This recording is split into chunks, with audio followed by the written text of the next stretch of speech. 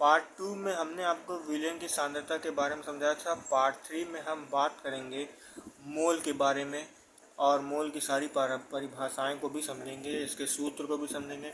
लेकिन उससे पहले पार्ट 2 वाले के हमने आपको कुछ क्वेश्चन दिया था पार्ट 2 में, उसको सबसे पहले हल करा लेते हैं। देखिए, कल हमने आपको एक क्वेश्चन दिया था कि यदि 500 ml जो है जली विलयन है और उसमें 50 ml अल्कोहल घुला है, तो इस विलयन का आयतन प्रतिशत पूछा, आयतन प्रतिशत।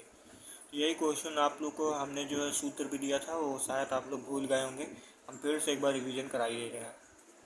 दरअसल पार्ट 2 में हमने आपको विलयन की सांद्रता के बारे में बताया था और इसमें हमने द्रव्यमान प्रतिशत, आयतन प्रतिशत और प्रतिशत, इन तीनों सूत्रों के बारे में समझाया था। अब यहाँ पे क्वेश्चन में देखिए, ये आयतन प्रतिशत ही पूछ रहा है। तो आयतन प्रतिशत का सूत्र यहाँ पर है विलय का आयतन बटे विलयन का आयतन इंटू 100। यही सूत्र अप्लाई करके हम इस क्वेश्चन को हल करेंगे। देखिए, विलय का आयतन और विलयन का आयतन का सूत्र यही था और इसी सूत्र के जरिए हम लोग ये वाला क्वेश्चन हल करने वाले हैं। सबसे पहले इसमें ये ध्यान दीजिए कि इसमें विलय का आयतन पूछ रहा है ना, तो विलय का आयतन देखिए कितना है। तो आप यहाँ पे देख रहे हैं 50 ml अल्कोहल घुला, इसमें 500 ml विलयन है, तो ये विलय तो होगा, ठीक है। तो यहाँ पर क्या हो गया 50, ठीक है, बटे विलयन का आयतन कितना है 500। ये देखिए 500 में जली विलयन घुला इंटू 100 कर दीजिए, 0 से 0, 0 से 0 और 5 दहा में 50। तो ये 10% जो है इसका ये आ गया आंसर। इसी तरह से हल किया जाता है और इसी तरह से हम ये भी समझाएंगे आप लोग को। देखिए, ये क्वेश्चन कर रहा है कि 1 लीटर जली विलयन में 120 ग्राम नमक घुला हो, तो इसका प्रतिशत संगठन कितना होगा। प्रतिशत संगठन सिर्फ पूछा, न इसमें द्रव्यमान की बात किया, न आयतन की बात किया, सिर्फ प्रतिशत की बात किया। तो ऐसे में हम ये वाला सूत्र अप्लाई करेंगे, ठीक है। तो विलय का द्रव्यमान कितना है यहाँ पर देखिए विलय का द्रव्यमान पूछा, तो पहले तो सबसे बड़ी बात 1 लीटर विलयन है, ये आप लोग समझें। तो विलय तो यही हुआ ना 120 ग्राम बटे 1 लीटर का मतलब 1000 ml, समझ रहे हैं, इंटू 100 कर दीजिए। 1 लीटर क्या जली विलयन है, विलयन का आयतन कितना है 1 लीटर यानी कि 1000 ml। 1 जीरो से 1 जीरो काट दीजिए, सॉरी यहाँ पे 1 जीरो नहीं रहेगा, इंटू 100 होता है ना, ये देखिए, ठीक है।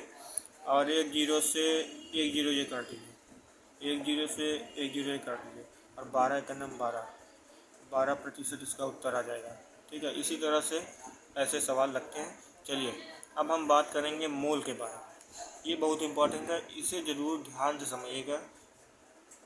देखिए, मोल का तो आप लोग सूत्र जानते हैं, एन बराबर W/m, जहाँ W क्या है, W भार है, एम क्या है, ये अणु भार, ठीक है, ये अणु भार, ठीक है। भार और अणु भार ये मॉलिक्यूलर से कहते हैं, ठीक है। चलिए इधर देखिए, रसायन विज्ञान में पदार्थ की मात्रा को व्यक्त करने की इकाई को ही मोल कहते हैं। रसायन विज्ञान में पदार्थ की मात्रा को व्यक्त करने की इकाई जो होती है, जो यूनिट होती है, वो मोल ही होती है। दूसरा देखिए, किसी पदार्थ के एक मोल में 6.022 × 10⁻23 अवयव बोले तो पदार्थ उपस्थित होते हैं। इस संख्या को हम अवाग्रोदो संख्या कहते हैं। इसी संख्या को हम क्या कहते हैं, अवाग्रोदो संख्या।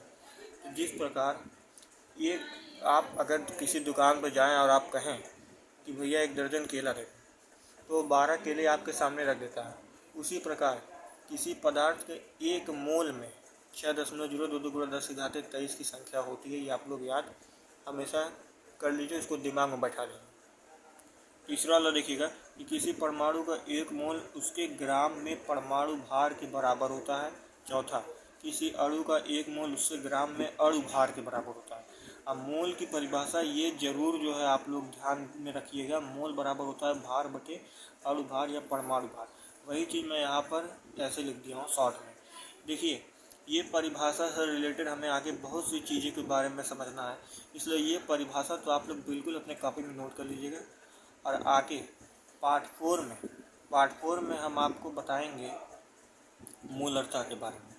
और यही मोल का सूत्र जो है मोलरता में काम आएगा।